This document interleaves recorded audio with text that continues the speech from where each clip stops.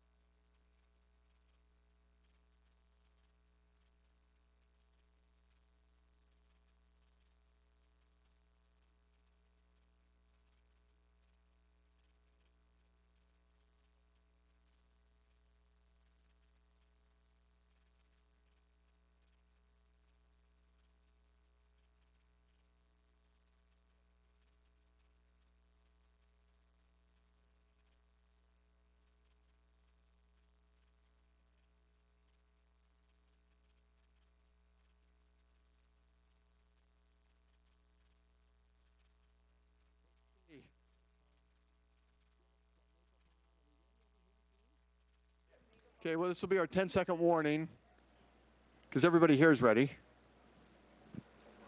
This is May, and school's about to end. Is everybody excited about that? Yeah.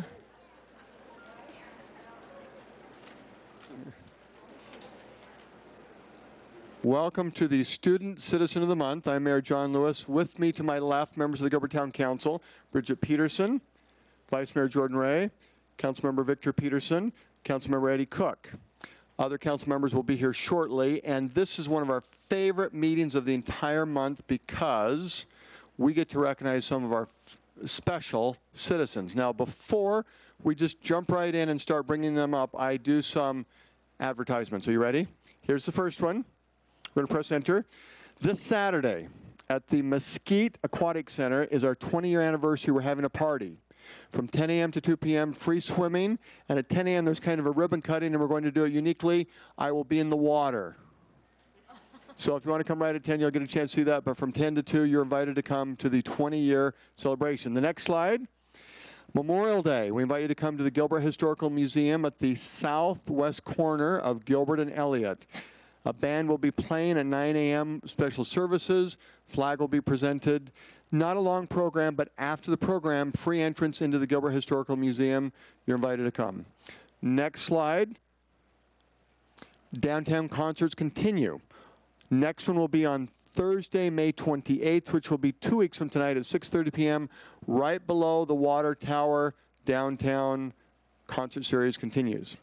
The next slide is for all readers in this room. Who likes to read? If you can see that web link, www.maricopacountyreads.org. We invite you from June 1st to August 1st to register. Well, to register before then, and then to read with that program. And then in September, we are going to recognize you as the famous readers of Gilbert. So who's in? Hey, thank you. Excellent, Joe. Very good. And then the next slide. Tonight, as the individuals come up, they will be given a bag, and the bag will be, it'll look like this, and it is a Think Shop Gilbert bag, and inside will be some certificates. Our Student Citizen of the Month is brought to you by two famous eating establishments just to the west of Town Hall. One is called Taste Buds, where they have yogurt, and one is called Mike's Burgers, Cheesesteaks, Ice Cream. And I know some of you are wanting to go home and study and study and study because it's about finals time, but you have my permission to have mom and dad or grandpa or grandma take you to either of those two places or anywhere you want to go in Gilbert to celebrate this wonderful Student Citizen of the Month recognition. The next slide, when we bring you up, and I'm going to go one more slide. For those in our Higley Unified School District, Superintendent Birdwell will be retiring in a month, and so we're going to bring her to our June Town Council meeting, but I wanted to just show you this, that we are recognizing her. She's not able to come tonight, but let's give Dr. Birdwell a big round of applause.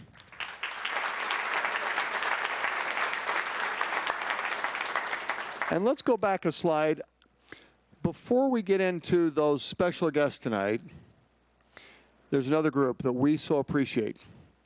If you are a teacher, school administrator, tied in with making things happen right on site at the schools, would you please stand to be recognized?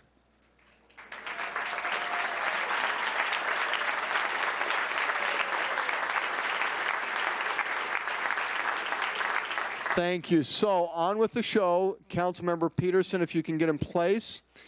We're going to do it in 3 groups, and you'll get the hang of this very quickly. If you are in group 1, that means the first letter of your elementary school starts from an A to J. So Ashland Ranch would be an example, and then I think on the I, Islands Elementary. And so if the first letter of the elementary school is the one that you go to, please come on down and just stand right behind me. Come on down. Thank you for coming. And then what we're going to do is Councilmember Peterson will announce each name, and when your name is announced, you'll come up here and we'll clap for you and take a picture. And if family members want to come and take pictures, you're invited to come up right here. And Jessica, you're our picture taker for the town of Gilbert. The card that we need to hold up, do you have some cards? In the back is a card that has information about our Facebook page, Instagram, Twitter, other social media, and the pictures that will be taken with that camera are going to be placed out on the website, so in case you want to compare, you can. But you get first priority on the pictures, and then anyone else who wants to take a picture can do it right down here. So with that, Councilmember Peterson, please begin. Thank you. From Ashland Ranch, we have Denali Flake.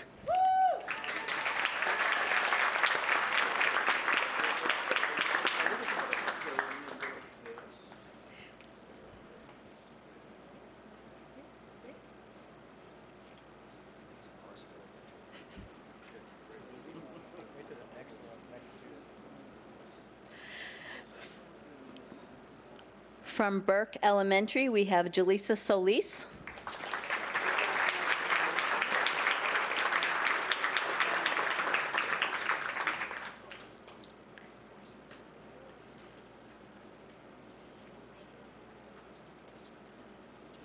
From Carroll Ray Ranch, we have Allison Teague.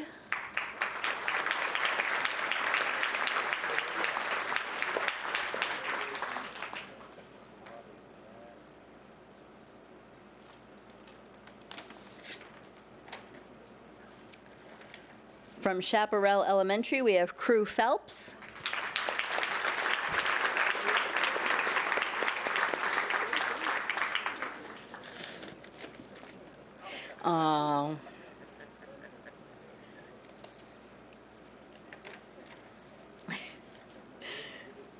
From Finley Farms, we have Aaliyah Flores.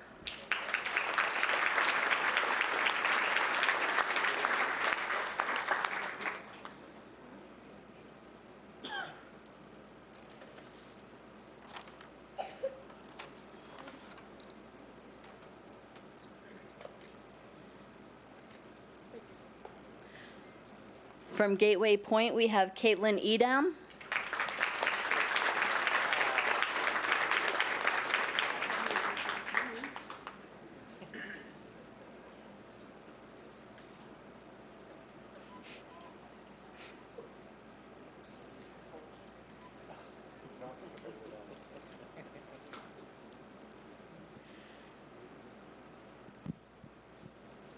From Gilbert L, we have Soraya Hammond.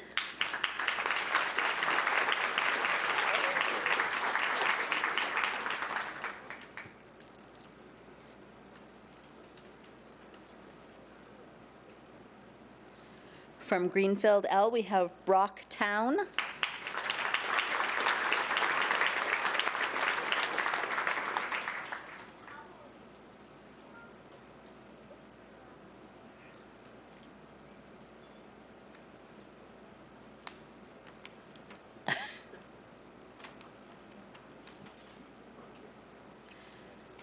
From Highland Park, we have Kaylee Baugh. Is that Adam? From Higley Traditional, we have Allison Yaw.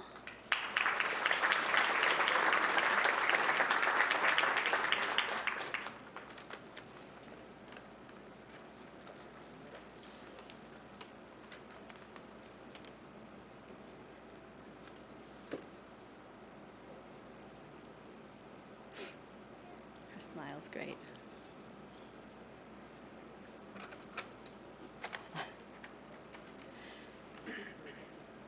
From Houston Elementary, we have Kennedy Huff.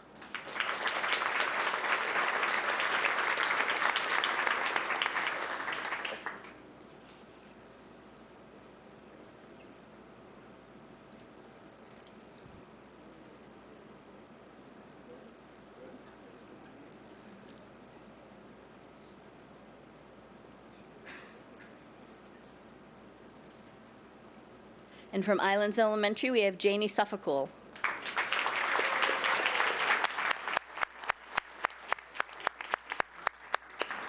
Daniel George from Gilbert Elementary. He was supposed to be here last session, but he didn't. Daniel George from Gilbert Elementary. Yeah.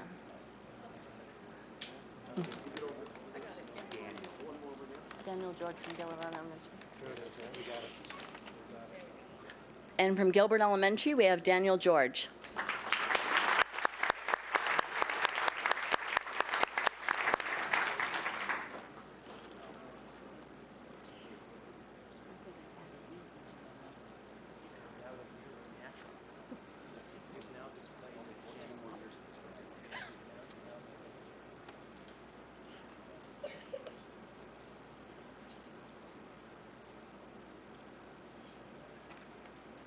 And that looks like group one. So group one, come join me. We're going to do one picture together with the entire council.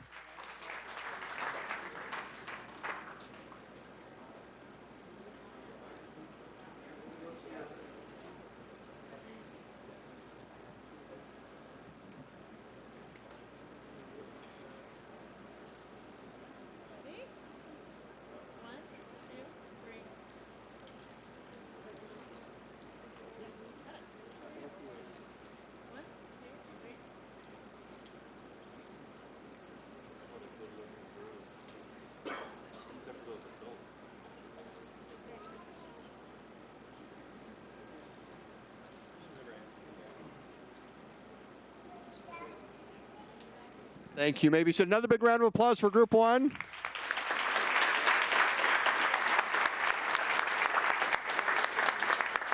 If you are in group two, if your elementary school begins with the first letter K to Z, come on down.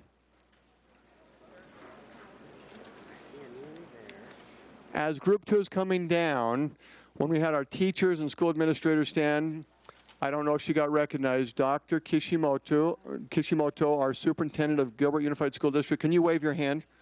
And welcome, please.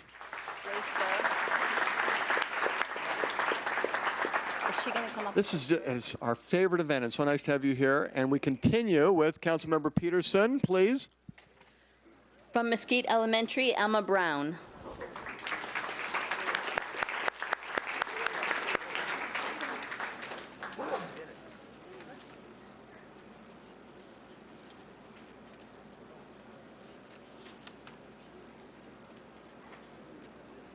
From Neely Traditional Academy, Hannah Cox.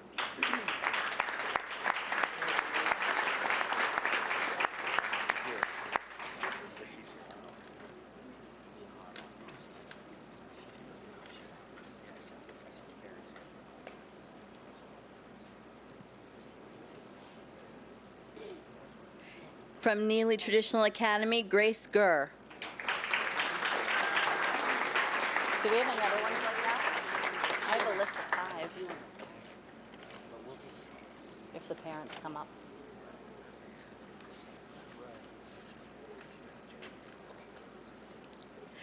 Good job.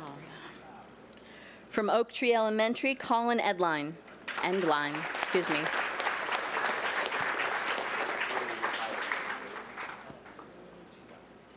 I missed an N.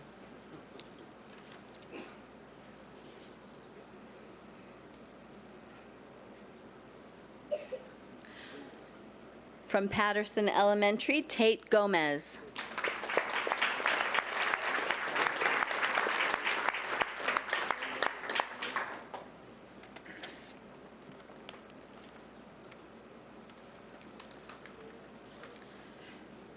From Pioneer Elementary, Gabrielle Moore.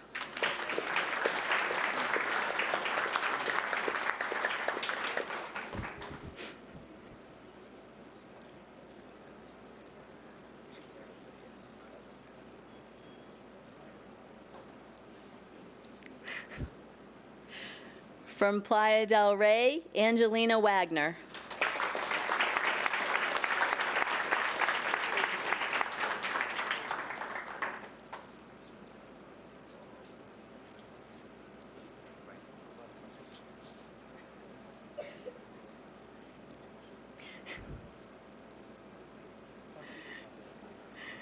From Power Ranch, Ian McClantock.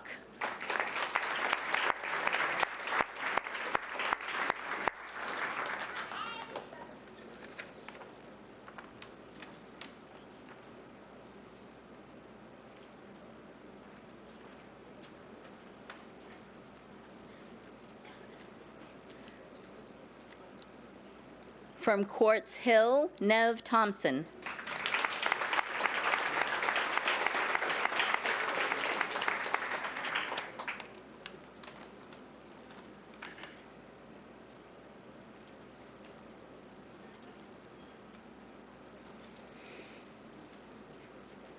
From Santan Elementary, Landon Barry.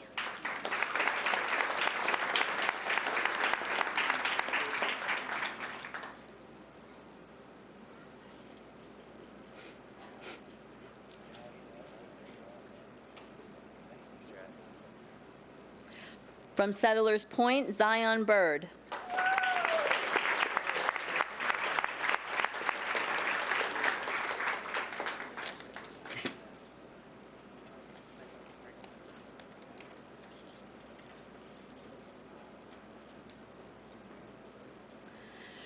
From Sonoma Ranch, Emma Ruffley.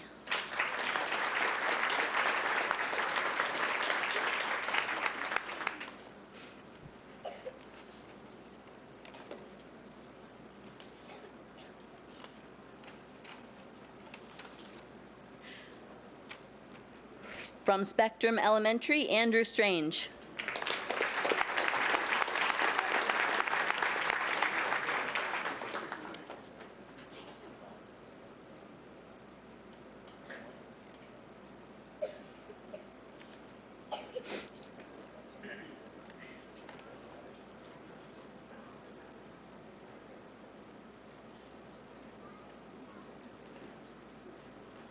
From Town Meadows, Logan Wilcox.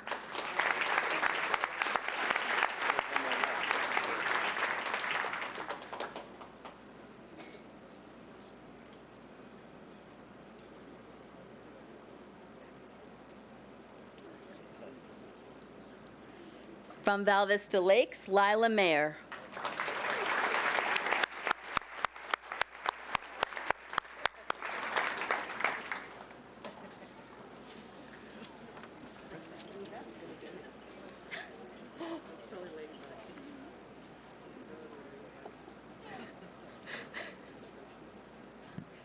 Is that our group two?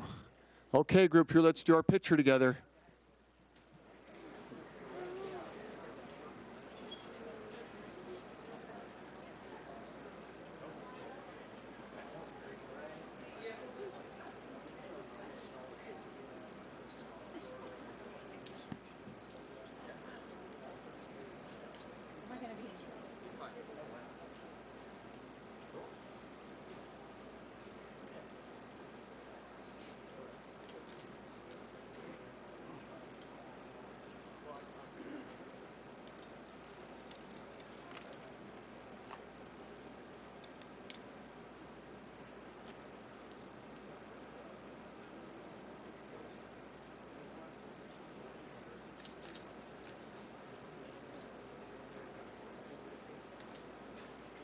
Let's give Group 2 a big round of applause.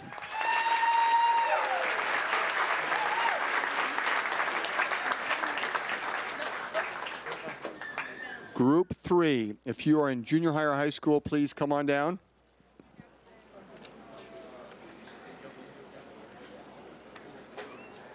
Okay.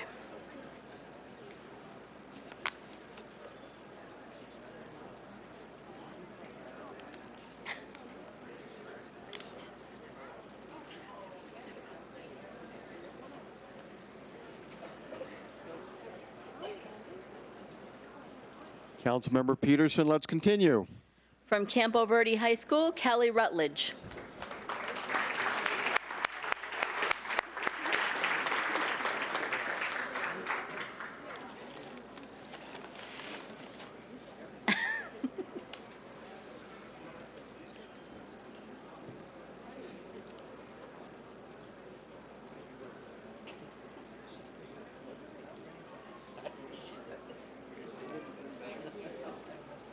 From Christ Greenfield Lutheran, Nicholas Brakeman. I don't see Nicholas. From Cooley Middle School, Sydney Newman.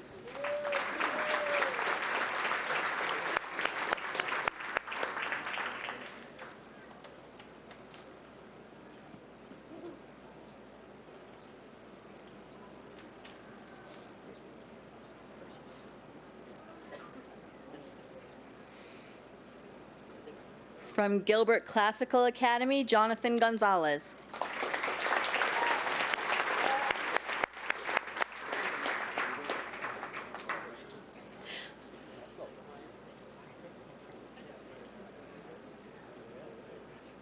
Do I need to do that again?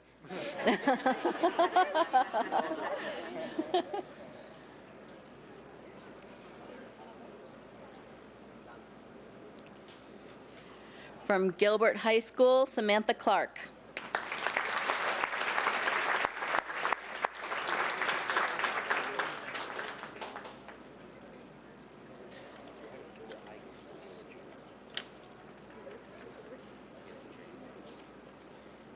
From Gilbert Junior High, Lauren Cooper. That's a good question.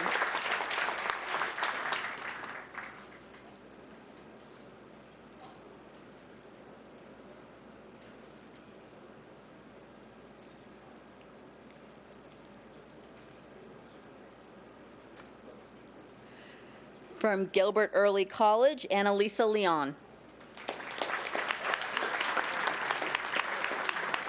From Greenfield Junior High, Gracie Lucas.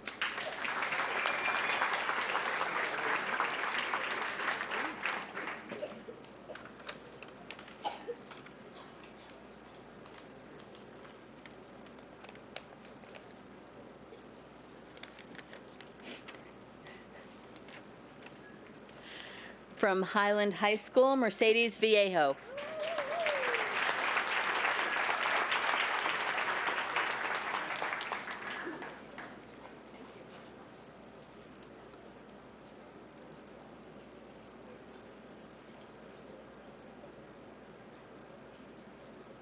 Anybody else?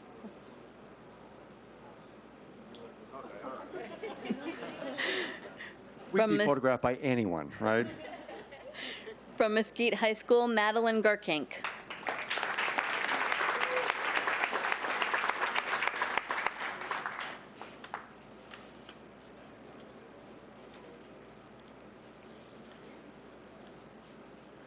From Mesquite Junior High School, Daniel Stevens. All the junior highs are after high school.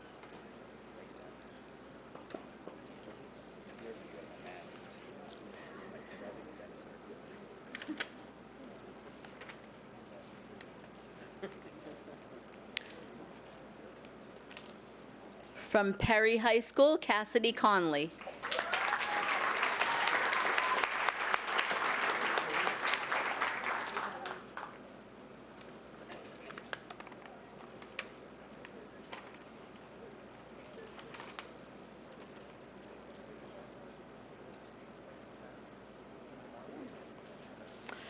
From Sossaman Middle School, Natalia Richmond. we have an extra? I don't have any junior highs on here. That's my next one. That's my next one.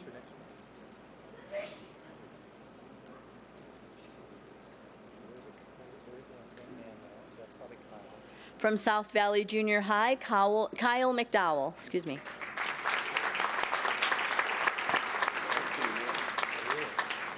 I don't have any others. Absolutely. I don't have her on my. Is it time for team picture, group picture? We have, Okay. Oh, we can't do it till we get one more, right? she's from Pirate High School. Okay, she's in the next item? Oh, she's one of these? Yes. Oh, she's one of the proclamations at the beginning. She's not for the Student of the Month. Is this our number, one of our? Outstanding. Okay, stand right there. She's not. She's on the. You are about to be introduced, but after the group picture. So those on the, with those green bags, come forward for our group picture right here. Oh, we have one more? Oh, one more. From Gilbert High, Christine Mayermita. Of course.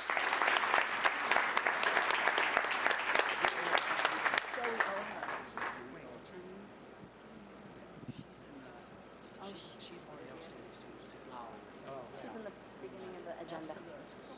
That's okay. And come here for the group picture. We're All right, group picture time, right up here. Yeah, for 6. That'll be.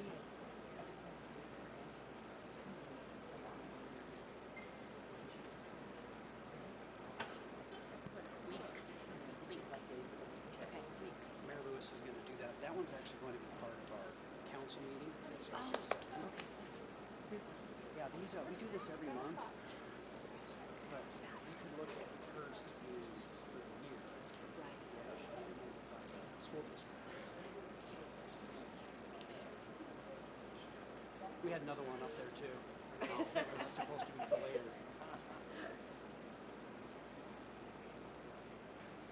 Big round of applause for group 3. Thank you.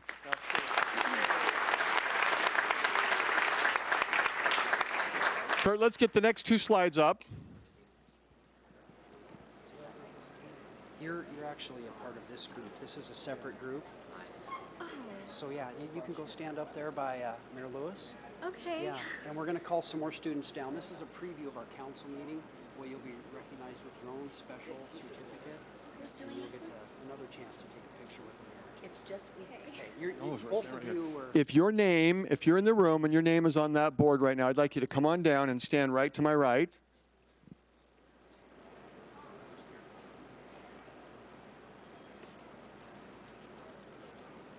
I don't see Brianne. You know, there's one more thing I forgot to mention. This is our town attorney right here, and he's always ready to catch anything. Perfect. Let's try that again. Okay. Tomorrow at Freestone Park is the ribbon cutting for the brand new Frisbee golf course. Oh, yeah. And after ribbon cutting, beginning Saturday, you can go inside of the Freestone Rec Center and you can check out your Frisbee golf devices. Let's try that again. Okay, very good. And very good, very good. Okay, we'll keep practicing. So that was one more announcement. As soon as we finish our Student Citizen of the Month, which will be in a couple of minutes, we are going to begin our council meeting. And I just wanted to let you know that behind me are 6 individuals that were identified. And of course, this is a very hard list when we think of graduating seniors. We have from Basha 632, from Perry 637, from Higley High School 338, from Williamsfield High School 397, from Campo Verde 480, from Mesquite High School 470, from Highland High School 719, from Canyon Valley 56, from Desert Ridge 650, from Gilbert 600, from Gilbert Classical Academy 49. And so we found 4 seniors just representative of all those graduates that we're going to highlight in our council meeting. And then we have 1 junior who's going to be highlighted, and then 1 graduate of Mesquite High a few years ago, perfect, Kyle, Perfect timing. that has come back, and we wanted to just tell you what happens shortly after you graduate and go to ASU and get an engineering degree and then do something related to the Navy. But I wanted to have them introduce themselves to you so that you could give them a big round of applause. And if you can stay for the council meeting, we're going to get into more details. But who are you? Let's just pass the microphone down. Hi, I'm Kyle Brew, graduated from Mesquite in 2011. Since then, I went to ASU on a full-ride Navy scholarship, and then in a couple weeks, I'll be moving to San Diego to start my naval career.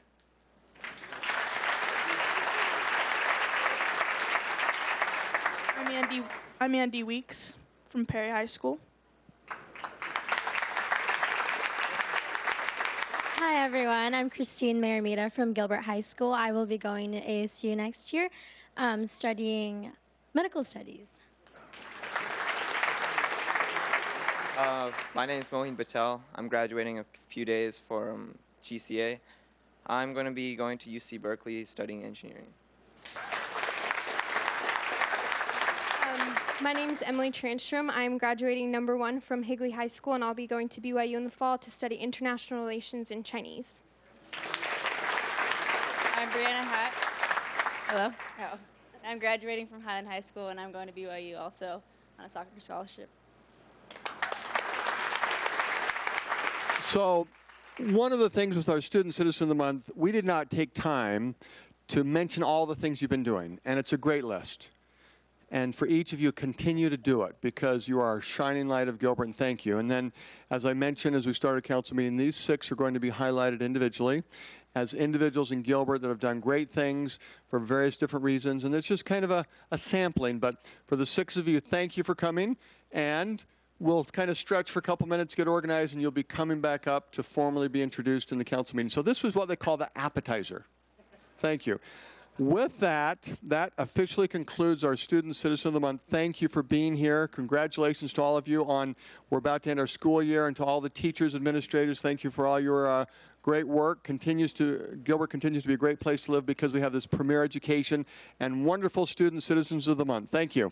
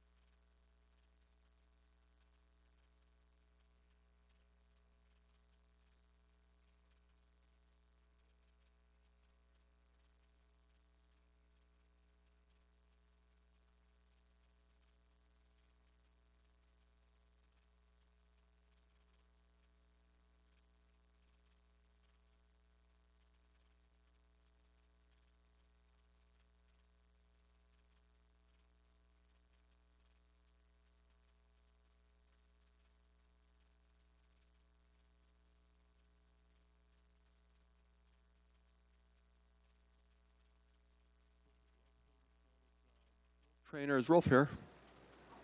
Okay.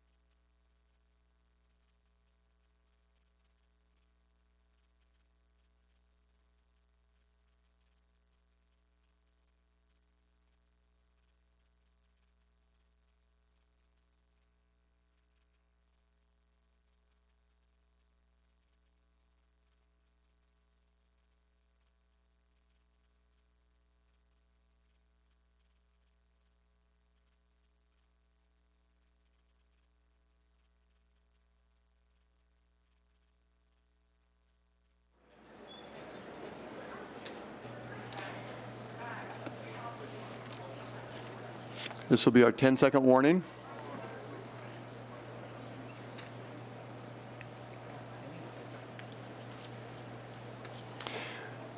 Welcome to our May 14th, 2015 Gilbert Town Council meeting. I'm Mayor John Lewis, and I call the meeting to order. We will begin in just a moment. Councilmember Peterson will introduce an individual to lead us in the Pledge of Allegiance, and we'll invite in just a moment everyone to stand in council chambers. After the pledge, we will have an invocation tonight by Pastor Rolf Trainer from the Mission Community Church. As noted on the agenda, the invocation may be offered by a person of any religion, faith, belief, or non-belief, as well as council members.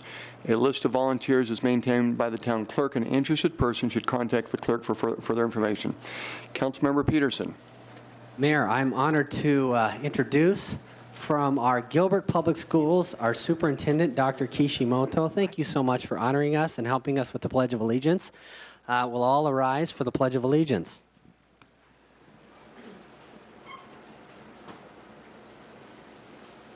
I pledge allegiance to the flag of the United States of America and to the republic for which it stands, one nation, under God, indivisible, with liberty and justice for all. Thank you. Thank you so much for your help.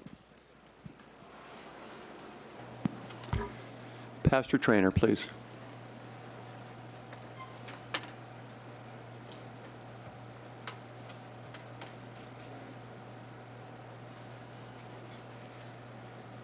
Me in this invocation.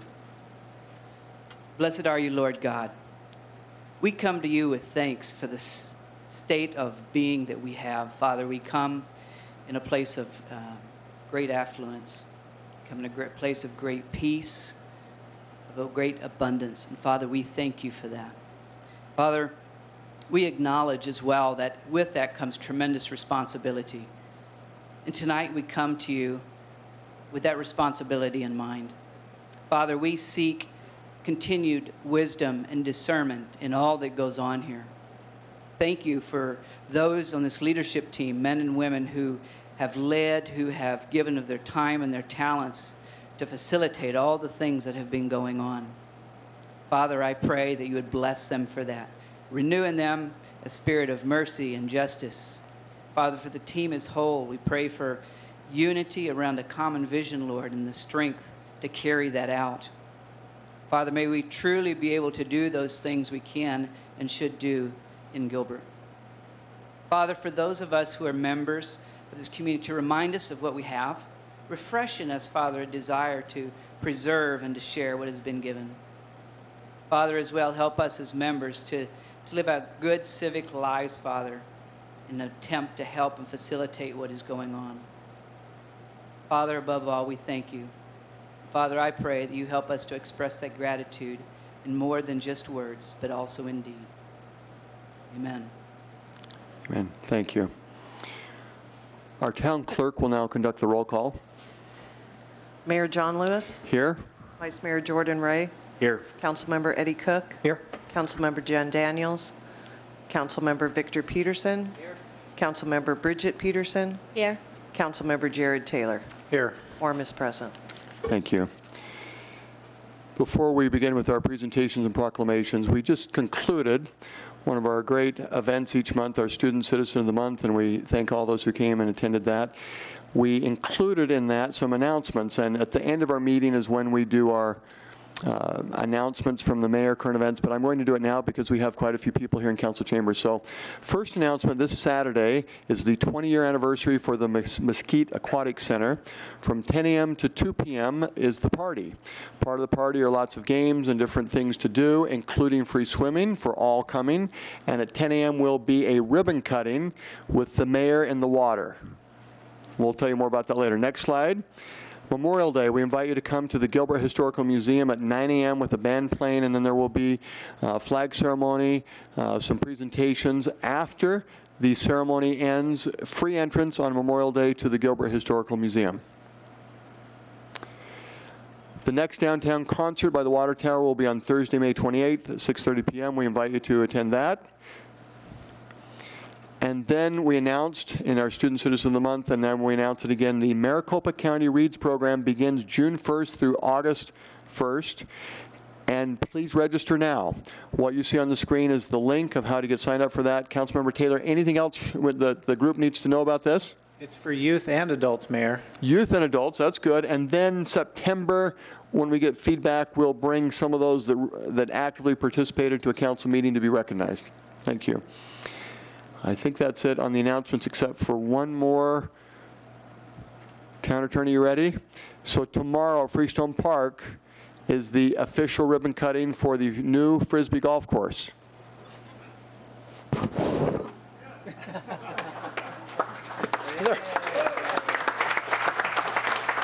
That's our warm-up. The Frisbees like this can be checked out of the Freestone Recreational Center and beginning Saturday. That's when the golf course is open. That was a pretty good throw from our town attorney. I might need to practice before we go out and do it together, but I'll be ready. Thank you. We now turn to the agenda, and agenda item number 1. In the council chambers, we have our 6 pillars of character. That was another special event a couple weeks ago where all of our schools had various individuals who were recognized. Great event. And the pillar of the month, Vice Mayor Ray. This month's highlighted pillar is caring. As council members and town staff, we truly care about each customer that our organization relates to, both internally and externally. We are committed to building lasting relationships. We are sincerely concerned about those we serve by expressing gratitude and helping people in need. Thank you. Councilmember Taylor, agenda item number 2. Mayor, thank you. I'm looking to see if we have any members of our Parks and Recreation Advisory Board here. Rod, why don't you come join me here on this one? Thank you. Yeah, appreciate it. Rob Buchanan is our Director of Parks and Recreation and operates such wonderful facilities. And this, with such beautiful weather this weekend, this is a great one, great proclamation to read. I'll just read a few selections here. May 16th, 2015 is the 5th Kids to Park Day, organized and launched by the National Park Trust. Kids Park Day empowers kids and encourages families to get outdoors and visit America's parks. We should encourage children to lead more active lifestyle to combat the issues of childhood obesity, diabetes, hypertension, and high cholesterol. There's a big technical word. I can't pronounce that, but it means high cholesterol. Anyways, we have wonderful parks in our beautiful town, and would just like to encourage everybody to get out and enjoy those. And thank Rod, if you could express our thanks to your team and the Parks Board for the wonderful service that they provide to our town. So thank you, Rod. Thank you.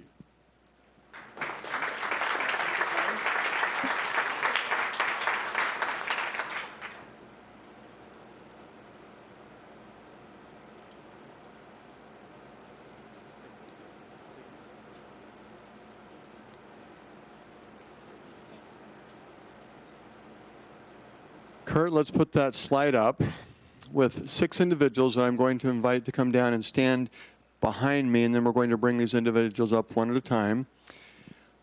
We have so many of our youth in Gilbert that we would love to recognize and thank for all of their achievements.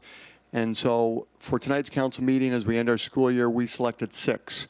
4 of the 6 are seniors, One is a junior, and one is a graduate of a couple years ago and has finished ASU and is now on to some additional things. We wanted to introduce him. So these 6 individuals, if they could come and stand behind me.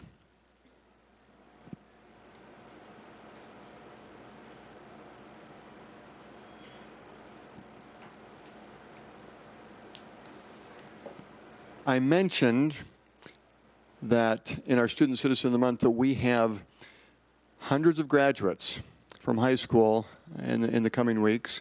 The numbers that were given to me from Basha High School, 612 graduates, from Perry, 637, from the Higley High School, 338, from Williamsfield High School, 397, from Campo Verde, 480, from Mesquite High School, 470, from Highland High School, 719, from Canyon Valley, 56, from Desert Ridge, 650, from Gilbert, 600, and from Gilbert Classical Academy, 49. And 4 on that list are right behind me. And then the other 2 I'll tell you about in just a minute. So I am going to ask Councilmember Peterson if you can, and this is in, well, it's in the order of who's up there, but you'll be able to find them. I'm going to begin. Christine, if you could come forward and stand right here. Let's find Christine's first. This certificate of appreciation, there's a lot that I could tell you about all 6 of these individuals. I'm going to tell you just a few sentences, and then we'll take a picture of each one as a sampling of some of the great youth in our community.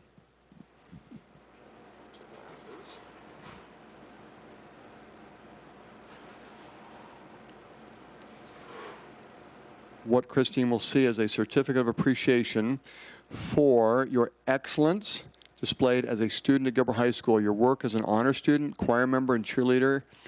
Thank you for all the time and energy you spent volunteering in the community, from hospitals and schools to fundraisers and other activities. Best of luck to you in your future endeavors as you work toward your goal of becoming a doctor. You are a valuable resident of Gilbert. It's got the mayor's signature and the date and then the official town seal. So, Christine, what will you be doing next year? I will be going to ASU in their College of Health Solutions, and I'll be majoring in medical studies, working towards medical school. Thank you. So I'm going to have you hold that right there. I'll take off the reading glasses, which I'm glad doctors invented, and we'll take our picture.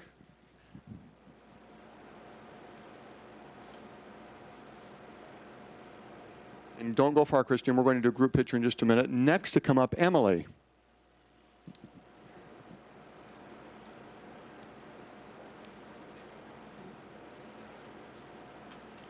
Emily, reading glasses back on. Oh, I guess, I could do this right here. Okay.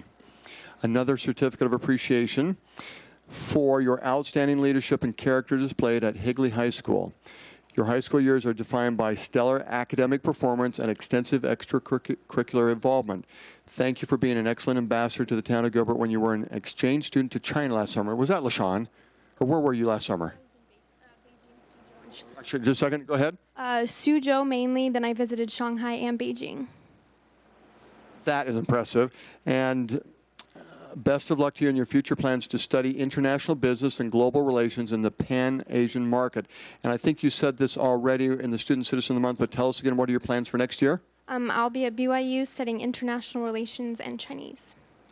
Thank you. And it sounds like you already know quite a bit of Chinese. I keep forgetting to... I've been taking it for 3 years at Higley. Very nice. Thank you. All right, let's take our picture.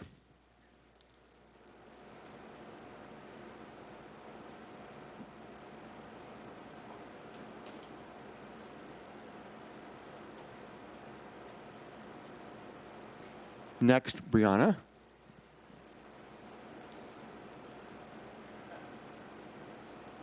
We've seen her in some sporting events, haven't we?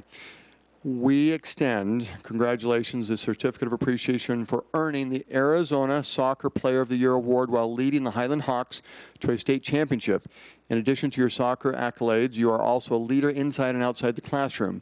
Your membership as a Gilbert Golden Scholar and your countless hours volunteering for the community show great leadership and character. Best of luck to you in your future endeavors on the soccer field and in the community. So are you going to be doing soccer next year? Yeah, at BYU. You'll be a Cougar. Very good. And anything else next year? Not really. I might major in business, but it'll probably change. Very good. And soccer too. So let's do our picture.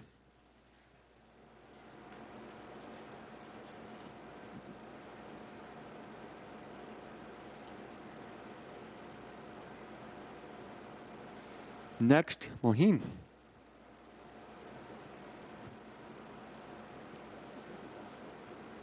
Got a great corner shot on the basketball court. Moheen Patel, we extend a very special recognition for your accomplishments at Gilbert Classical Academy. And Gilbert Classical Academy got this great recognition again, ranked how in the world, in the state, and so forth, in the country? 10. 10th in the country, right? And did that have everything to do with you? Yes, that's why we're giving you this certificate of appreciation. So you showed great leadership and inspiration to others as a founding member of STEAM Club, Civil Leaders of Tomorrow, and the Mu Alpha Theta. Did I say it right? Yeah, kind of. Okay, how do you say it? Mu Alpha Theta. Okay, I was close. Your commitment to lead and motivate was also shown as treasurer of the National Honor Society, captain of the there it is right there, captain of the varsity basketball team, and your selection to the Cesar Chavez Leadership Camp. And what are your plans next year? I'm going to be studying energy engineering at UC Berkeley. Very nice. All right, let's take our picture.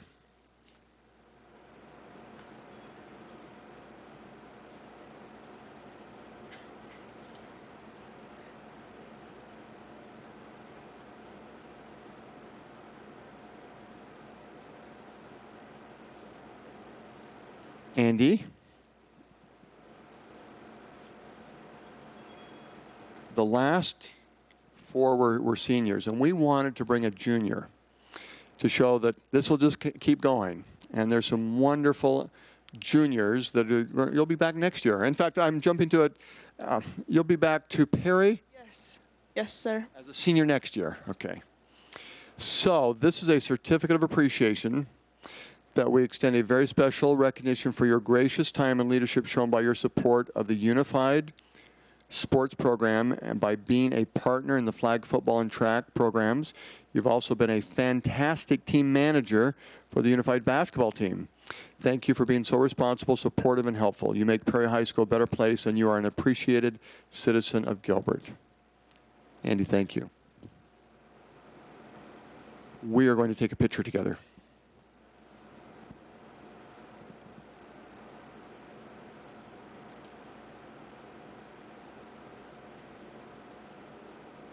Thank you, Andy. Kyle? We could tell you a lot about Kyle. He's been up here before as he graduated from Mesquite High School. What year? 2011. 2011. And then what's happened? Well, let me read the certificate of appreciation for representing Gilbert. On behalf of the Gilbert Town Council, we extend a very special congratulations for your selection to the Navy Service Nuclear Power Program. You have been a distinguished Mesquite High School alum while completing your engineering degree and as a member of the ROTC at Arizona State University. Best of luck to you as you embark on the USS Dewey. You are a special ambassador to the town of Gilbert. We're going to take a quick picture and then we're going to invite someone else to come up.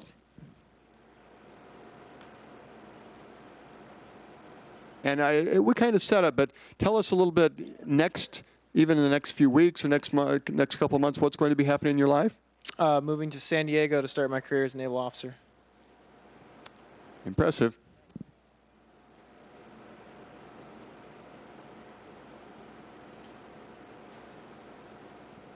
Captain John Sense, if you could join us, please. And was there something that's special that happened that you want to talk about too with Kyle? Well, it was a significant occasion on Tuesday at Arizona State University, which is the alma mater of Ensign Brew and I and my wife. The Naval ROTC unit commissioned 20 new officers, 16 into the Navy, and 6 Marine Corps officers. So 20 outstanding young people. And if you're worried about the country and the youth of our country, don't worry. We're in great hands. And just to let you know, people like Ensign Brew will have their finger on the button. All right, let's do a picture together.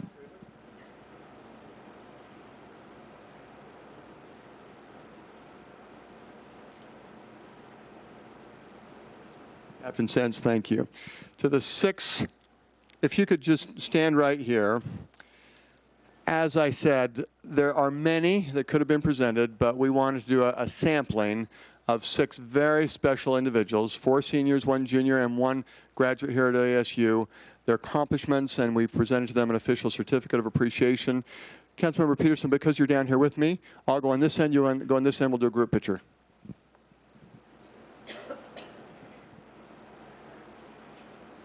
Oh, yes. Dr. Kishimoto, please.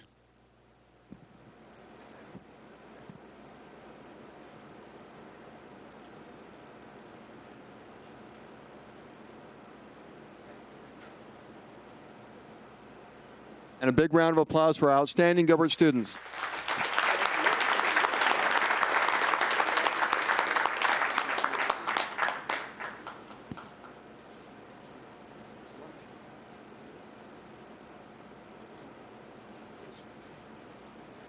Thank you, Mayor. If I could have Peyton Mahoney please join me down here. Peyton is being recognized as the Town of Gilbert 2015 Mayor's Youth Leadership Award. She has served as the chair of the Mayor's Youth Advisory Council for the past year. She's graduating from Gilbert Classical Academy shortly, and she will be going off to boot camp in July. And I unfortunately didn't serve with the MIAC this year. I just joined the council, so I didn't have an opportunity, but I'm very pleased to meet you and wish you the best of luck in your travels, and we'll get the mayor to come over here and take a picture with us, okay? I'll give you a moment to say a word, too.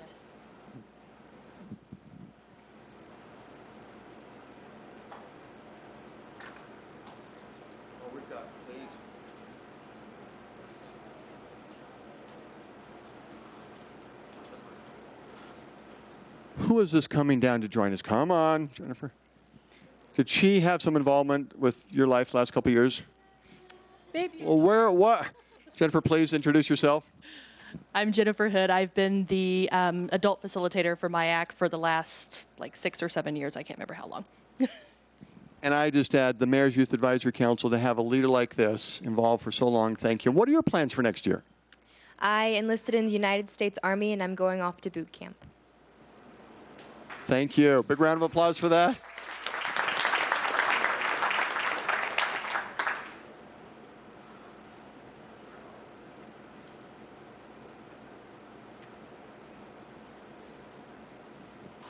Another big round of applause. Thanks, Payne.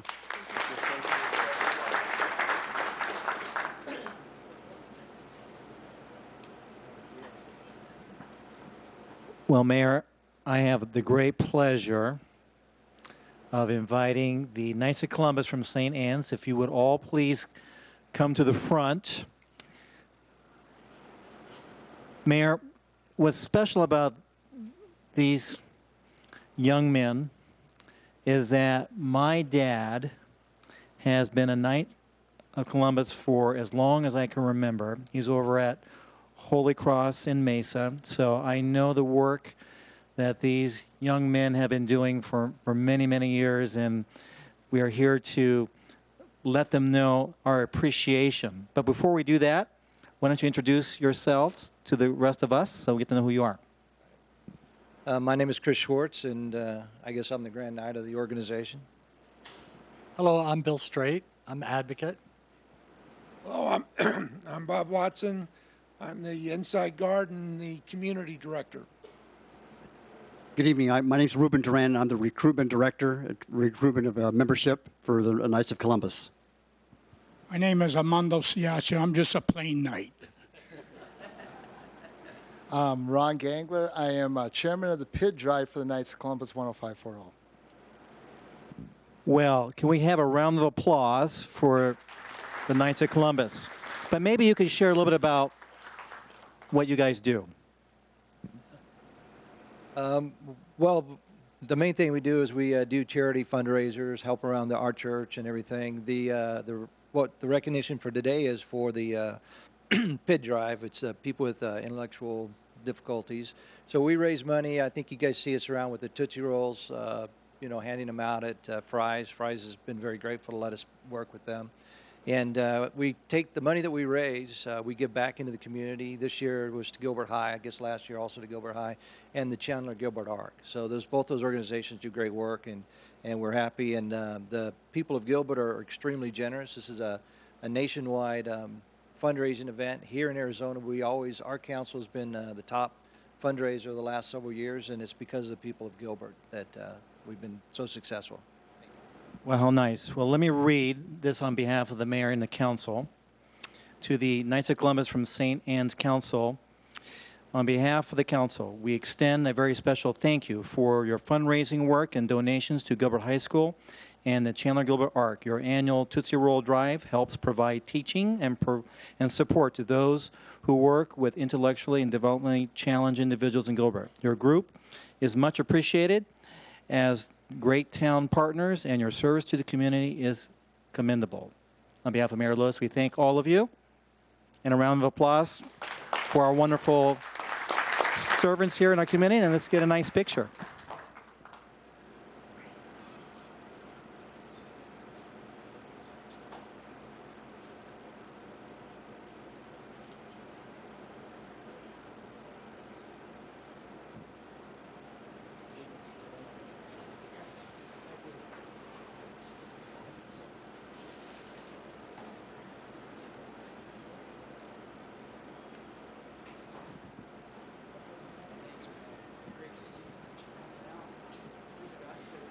It's another exciting moment. Would all of our skaters, our figure skaters, come on down?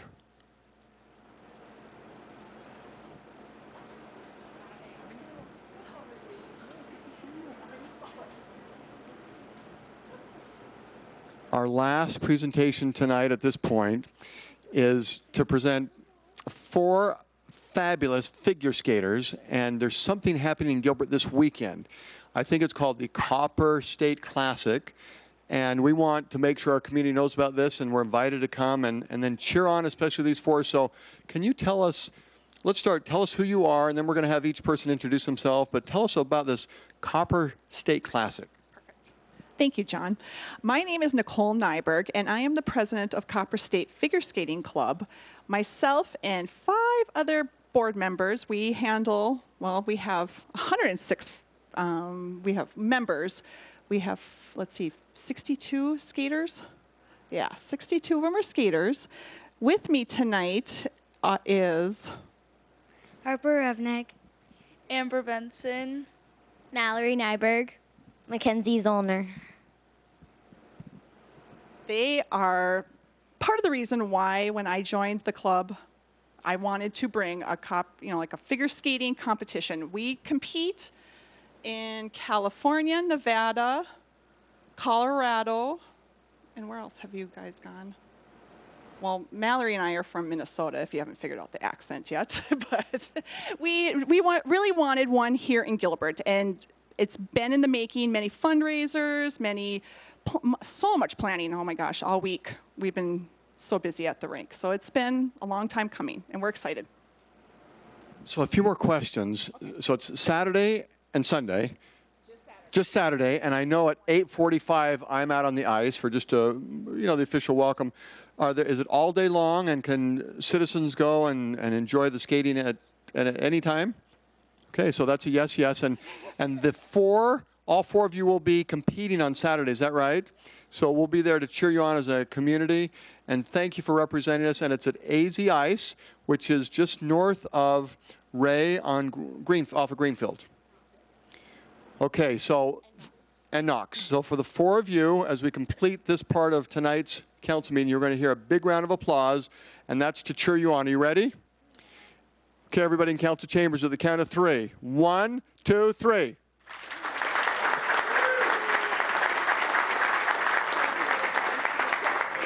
Oh, but we needed to, did we get our picture? Okay, don't leave yet. We've got to do a picture. This is historic.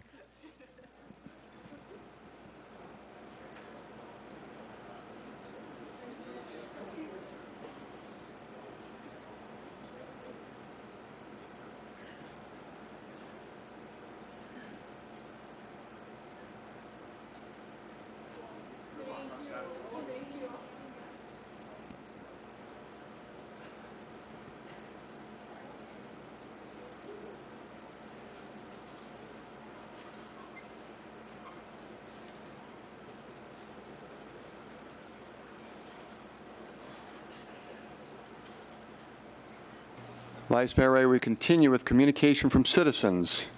Mayor, we do not have any communication from citizens. Okay, thank you. We will continue with our consent calendar. What requests do we have? There are no requests. I'm ready for a motion if you are, Mayor. Okay, please. This will be long, bear with me. I move that we approve items 9, 9A, 10, 11, 11A and B, 12A and B, 13, 14, 15, 16, 17, 18, 19, 20, 20A, 21A and B, 22, 23, 24, 25A through D, 26, 27, 28, 29, and 30. And I look to Councilmember Bridget Peterson for 37 and Councilmember Jared Taylor for item 38. Mayor, Vice Mayor, I move to add to that approval making David Blazer, Carl Bloomfield, Christopher Sipple regular members of the Planning Commission with terms from June 2nd of 2015 through June 1st of 2019, and one alternate member of Brett Young with a term from June 2nd, 2015 ending June 1st, 2016. And Mayor and Vice Mayor, I move to appoint Paul Marchant, Mickey Nyland, and Les Presmick as regular members of the Parks Recreation Library Services Advisory Board as regular members with terms beginning May 15, 2015 and ending May 12, 2018. Second. With that motion and second, please vote.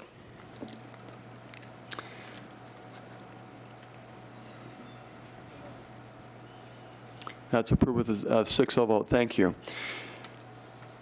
To our town manager, Director of Parks and Recreation, Rod and Patrick, if you could please come to the podium, and Councilmember Cook, please come down. Agenda item 9A has some great significance to the community. Town Manager Banjer, tell us more. Thank you, Mayor, members of the council. Tonight you approved an intergovernmental agreement with Maricopa County, which involves the Chandler Heights Basin, which is a flood control basin in the Maricopa County Flood Control District. Since roughly July of 2014, at the suggestion of Councilman Cook, we entered into some dialogue with the county about the potential for the town of Gilbert to take that property into our Parks and Recreation ground and use it in addition to its use as a flood control device to actually use and start planning for a future park on that property. So it was a series of discussions over the last year. The county was a wonderful partner on that project, and we've got representatives from the county here today that we'd like to recognize and talk. But just, I'm going to go through a couple of the deal points, and then I'm going to ask our Parks and Recreation Director, Rod Buchanan, to talk about what the benefits will be to not only the town of Gilbert residents, but the county residents as well, because we believe this is a great use of this property and a win-win for everybody involved. So the deal points, from a high level, it conveys a non-exclusive recreational use easement at no cost to the town of Gilbert, which permits us to cause construction, maintenance, and operation of parks and related facilities on the property. The easement will be conveyed to us upon our request. The district approval will be required for any recreational improvements constructed by Gilbert, and the main purpose to this is we need to make sure that we don't put any improvements in the basin which would impede its ability to serve its primary function as a flood control device, which can be easily done. The revenues derived from the Gilbert site for any programs, concessionary sales, advertising that we may do, the agreement stipulates that we will put those revenues that are derived back into programs and projects on the park site itself. And the term of the agreement is for 25 years, but it is the easement is perpetual and will continue even after the agreement expires. It's roughly 211 acres of ground that we will be taking in, and in combination with the roughly 47 acres we have already at the northern end of the site, that's going to give us a great regional park of roughly 250 acres. Rod will go into more detail, and there will be much more information forthcoming in the near future in regards to planning for the site, selection of what we will put there, the phasing, and we also anticipate that this will actually create a surplus of ground for the town, so we will be able to sell off some of the other parcels we have, and the hope and desire is that we'll roll those proceeds right into the development of this park. So with that, I'll ask Rod to come up and talk about some of the benefits, and then we'll recognize our county partners on this as well. Thank you, Patrick, and good evening, Mayor and members of the council. A couple of the benefits that come with this project is that to the district or the county, the town of Gilbert will eventually maintain the facilities, which will decrease that burden for them in the long-term future. Also, it's a regional draw for not only Gilbert residents, but county residents as well. Residents in the unincorporated areas of Gilbert, part of the deal points was also that they will pay the same rate as Gilbert residents. And then by acquiring the site, as Patrick mentioned, we can utilize the highest and best use for our remaining park property, and some of which can hopefully fund a portion of the new park. The benefits to the town are that this is an opportunity for a consolidated park in the south area of Gilbert. And rather than a number of small parks, this one large park will allow us to have different venues that we currently don't have, like tournament sports fields, for example, or larger ramada and longer trails. Imagine being able to run a 10K on one piece of property. And that's a vision that is very prevalent in this particular piece of property. Also, one park site can yield lower operational costs and economies of scales because everything's co-located in one location. And lastly, another benefit for the district that the flood control elements remains intact, which is really the primary purpose for that property. So how big is it? I'd like you to think about this. Crossroads Park, Discovery Park, Freestone Park, and McQueen Park, the total acreage does not add up to the site. So that's how significant this particular piece of property could be for Gilbert. Next steps, conceptual planning. Basically, that would include public outreach, site assessment, preparation of a conceptual design with the community's help, preliminary cost options, funding options, and things of the nature. And also, just as exciting, a community-wide park naming process. All can take place next year. And Mayor, thank you very much. I'll turn it back to you. Well, I'm going to turn it right back to Councilmember Cook. We've got some people to bring forward and another picture. So Rod, don't go far. Well, what I'd like to do is invite our county partners to the front here. Supervisor Barney, is it just you? Well, that's all right. Well, anyways, let me just share just a few thoughts here. So probably about a year and a half ago, I met with Denny and with Steve to talk about a vision, a joint partnership vision in the south part of Gilbert of a large piece of property that we could see become a very large regional park. And I shared that vision with Denny and Steve, and it was just a wonderful chat, and we talked about it, and then we said, you know what, let's do this together as a partner. And with that, the ball just started rolling, and it was really exciting. But anyways, I want to give this mic to you because without your leadership and your team, we couldn't have made this happen. Thank you, Councilmember Cook, Mr. Mayor, and members of the council, thank you. Welcome, just hailing in from the East Coast, Councilmember Daniels. It's good to have you here. You'll see on the screen Supervisor Chukri. In behalf of Steve, as the current chairman, myself, and members of the board, we just want to say thank you. We appreciate your patience. This has taken a little bit of time. Sometimes things move a little slower than we would like, but the outcome here is very positive. We're grateful for the opportunity to partner with you. Grateful for your leadership. We truly believe that this is the right decision. It makes sense that we would take what's frankly a liability to the taxpayers in terms of maintenance and upkeep and fences and other things and make it available in such a way where it can truly become a beautiful asset to the residents of the town of Gilbert. So as a resident myself, thank you. Again, on behalf of the board of supervisors, the board of the flood control district, which is one and the same. We're grateful to move forward. We're excited about the opportunities, and we appreciate the opportunity to be part of this. Can we have a round of applause to our partners from Maricopa County? And Mayor, the one thing I forgot to mention is that I signed you and the council because we're trying to cut costs. We're going to be digging and moving a lot of dirt. So just letting you know that. Well, Patrick, would you talk about your relationship with Tom and so forth and how well it's going between the two leaders of our teams? Yeah, in fact, I did want to make mention that Tom Manos, the county manager for Maricopa County, was wonderful to work with on this, as was Joy Rich and several on his staff, and Mike Hamlin and special counsel Susan Goodwin as well put in a lot of time on this, but we really enjoyed Tom's leadership as well as Supervisors Barney and Shukri. We couldn't have got it done without him. We had a little bit of a rough start, but we brought it home at the end and couldn't have done it without their help. As said, on behalf of Gilbert, this is a big announcement. A 200, now you said 250, I'm going to go 255-acre park in South Gilbert.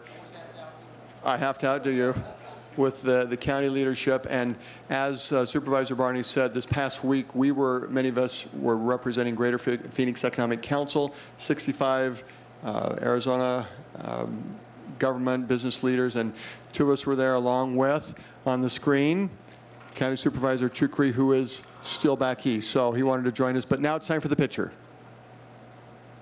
Kurt, please.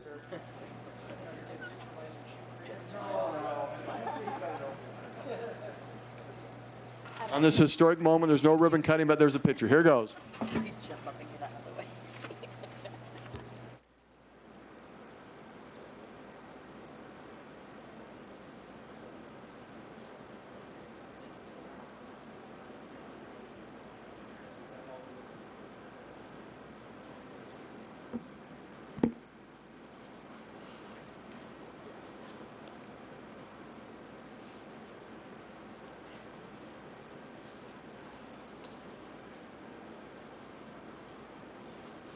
Councilmember Daniels, welcome. Councilmember Daniels was also in Washington, D.C. And the next item on the agenda would be public hearing. And Vice Mayor Ray, I don't know if you've had a chance to poll, so I will also ask council members on the items 31 through 35. Are there any that council members wanted to have discussion on? Okay. I will then open the public hearing on agenda items 31 through 35 and close the public hearing on agenda items 31 through 35, and we'll entertain a motion. Mayor, I move that we approve items 31 through 35. Second. Okay, with that motion second, please vote. Those items are approved. Now, Don, I know you're getting ready for 36, but we're going back to 7 and 8. But okay. We now go back to 7 and 8, and this is where we have some presentations. And Rod will ask you to get us started on agenda item 7. And if you could also introduce what it is for those who are in council chambers and those listening via TV and internet.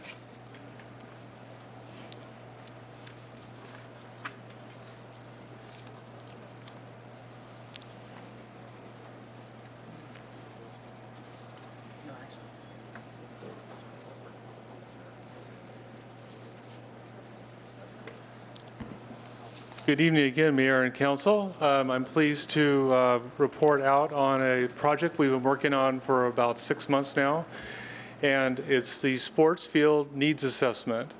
Tonight, you'll hear a presentation from John Courtney from RJM Design Group, who will give you a brief synopsis about the findings of the outreach that we did with all the sports leagues and all the needs that they have determined that they would like to present to council. So what you'll hear in the report is basically that we will have a field needs shortage. There's a small shortage now. How we deliver those fields is up to future discussion.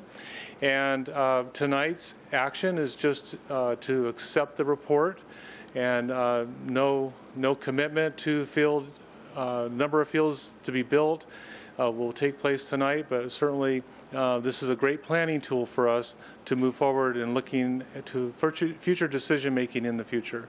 So with that in mind, I wanted to introduce John Courtney from RJM Design Group, who will lead us through the discussion, and then I'll close the presentation. Thank you, Rod. Mr. Mayor and Council, it's my pleasure to be able to present this report to you and show you this presentation.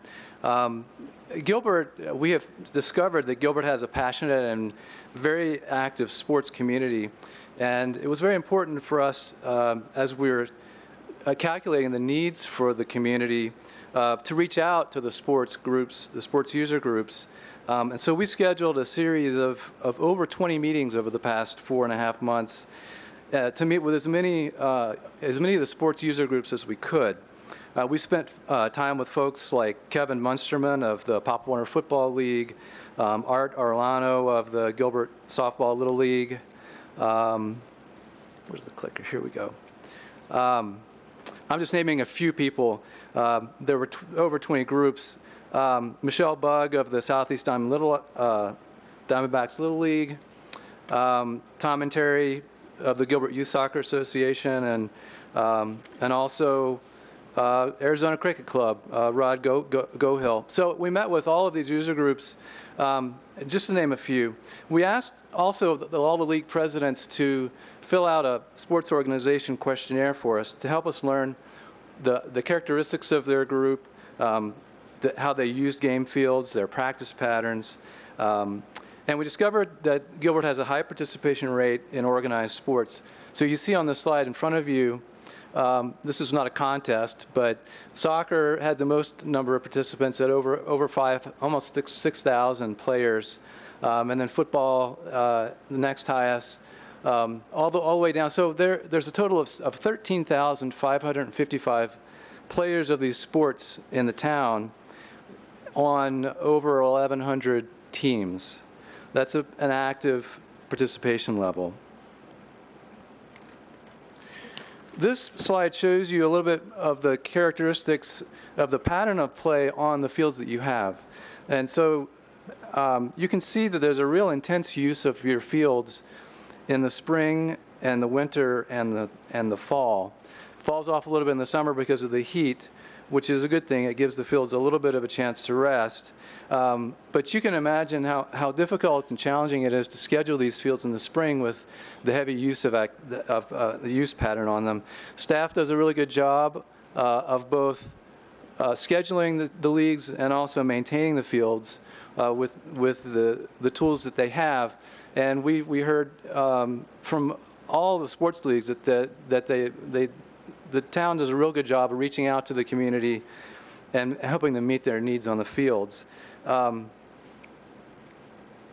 This shows you the current needs for the town of Gilbert on sports fields. Each of the category was calculated based on the actual usage pattern. And if you want to look at the bottom slide, or the bottom bracket there, we used the exemplar of baseball just so that I could run through the numbers for you so that you could see how we calculated this. It is a mathematical calculation. It's based on the number of participants at 2,045 divided by the number of players that are on the field at a time, and that's 22 players. Then we divide that by the number of time slots that these fields are available throughout the week. So for baseball, it's 12 different time slots. These teams play 2 games per week, so we then multiply that number by 2, which results in a number of about 15 and a half, or 16. We rounded it up to 16 because it's kind of hard to play baseball on a half of a field. So that builds the demand for the number of fields based on the number of players that are currently playing the game. So this sets your current picture of what the field needs are for each of the categories that are there on the screen. These are all the field sports that are played here in Gilbert. The last number that you see on the right-hand side there is a facility need ratio. Essentially, we take the population of the town divided by that total number of fields.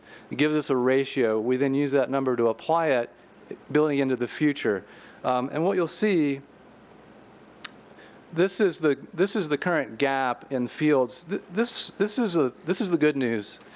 You don't have a very large existing gap in fields. 6 fields. Believe me, I've seen a lot worse than this for many communities. So the way it breaks down is you essentially needed 1 additional baseball field. You're good with youth softball. You need a few, 3 to be precise, adult softball fields, and 1 soccer field and 1 football field for a total of 6. So that's the good news. It's not a real big deficiency, and we'll show you some options on the last couple of slides of how that could be met to bring it back up into full usage there. If there aren't any new fields built because of the growth of the community over the next 20 to 30 years, there'll be a pretty big gap. So this is showing the cumulative projected gap into the future. So you'll need 22 baseball fields, and you can read all the way down the line to the columns. So you'll need a total of 117 fields. We counted all the fields that are already in the town, and it's 47. And then we counted all of the school district fields, and we gave them partial credit. And the reason we gave them partial credit is because we looked at the precise schedule of all the fields, and those fields are not available to the community all the time. Because they're school fields, their first priority is to meet school demand.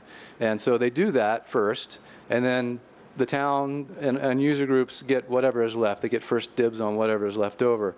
So that figure is 0.6, or 0.6 of a field credit.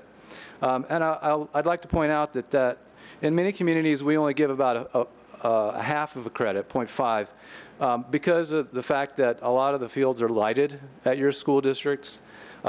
We looked at the schedule very accurately, and 0.6 was the number that it worked out to be, not that lower number. So what you need to build to meet the gap is a total of 37. That includes the existing deficiency I showed you on the previous slide, and the future deficiency all added together. So what does that mean in terms of acreage? The existing deficiency is 6 fields multiplied by the size of the fields equals a total of 19 acres. And so if you wanted to meet that existing deficiency today, you'd need to be able to build about 19 acres worth of fields. The future deficiency is obviously bigger. It's 31 fields, and it represents 88.5 acres of property. So that's a total of 107.5. And then there at the bottom of the slide, you can see what we really want you to do is to set aside enough property to meet the full needs. So the 107.5 only includes the land needed for the ball field itself, plus the land for parking and restrooms and concessions. So it's really just the basics. And so usually when you're going to build a park, you're going to have other things in it, such as trails and open space, warm-up areas, drainage detention areas. You'll have ramadas, picnic opportunities, and buffer zones around in different areas of the park site. So we use a factor of 1.6 to calculate, to take that 107.5 to imagine a fully built out park at 172 acres. So The next slide shows you an evaluation of each of the sites. John, just a quick interruption. So go back to the slide. Sure. Would that mean that we need to be identifying 279.5 acres? No, sorry. 172. So it's 107. Multiplied by 1.6. Thank you. To result in 172. Thank you. I'm glad that I cleared that up for you. So this slide shows you the evaluation of all the sites that are around town. These are all the opportunity sites with the acreages shown there. We measured all these sites and scored them based on these metrics here. So good vehicular access is important to consider if to be able to get in and out and get into the flow of traffic on a site. An adequate size is very important. It's got to be at least 170 acres, 172. It needs to be developable as a park site or as a sports facility. And then we looked at what other potential neighborhood issues that might come into play. Things like noise and sound issues that could impede the development and the approval of a project. And then the last thing would be location in the community. So Chandler Heights Basin scored the highest. It got 5 points, and the other ones didn't score as high. So the last couple of slides here show you lay out some options. So that first one being to consider, actually, you already acted on this a little bit on the last item, go ahead and start the planning for this large sports park. That represents a long-term solution, but realizing that that might take some time, there are some other smaller sort of infill is what I call them, projects that could be considered to help start to meet the gap right now. So one of them would be to convert one of the fields at Freestone Park to a synthetic lighted field. It's currently natural turf, unlighted. Excuse me. So doing that would increase the value of that by a half a field. You don't get a full field because it's already a field that's being used, but you get another half credit by adding the lights and adding the synthetic turf. And I would like to say that synthetic turf, I feel, does have a place here. In the matrix, in the mix of fields, you probably ought to have at least one of them because they're playable at all times of the year. They've proven to actually pay for themselves in terms of the initial upfront capital cost because the maintenance of them is a lot less expensive over the long term. So the second option 2A, or 2B, I'm sorry, will be to convert two of the fields at Discovery Park to synthetic lighted turf. Again, very similar to 2A, just in a different park site, and that will result in a credit of another additional field. There's some vacant land at Freestone Park. Currently, it's being used as overflow special event parking, so that would have to find a place somewhere else in town. But the concept there would be to improve, build a 3-field multi-sport complex on that site. Then 2D would be to consider adding lights at Nichols Park. Both the cricket players and the football players would appreciate that. They both use that facility. A few more options here. We studied the idea of being able to rest the fields. Right now, they're so heavily used that especially these long fields, the soccer fields and the football fields, if we were to be able to build more fields and be able to shut one field down for a season to rehab it, repair the irrigation, resod it or returf it, and get it back into pristine shape, it would allow the Parks Department to be able to put into this program of rotating the fields to get all of them up to a better playing condition. Another consideration would be to overseed with ryegrass. That'd be in October. There are a few drawbacks and benefits to that. We can talk about that a little bit more if you want to. Option number 5, we looked at the, you're currently almost totally meeting the game need requirements. And I want to reiterate that all the numbers that I gave you are all based on games, competitions, field games.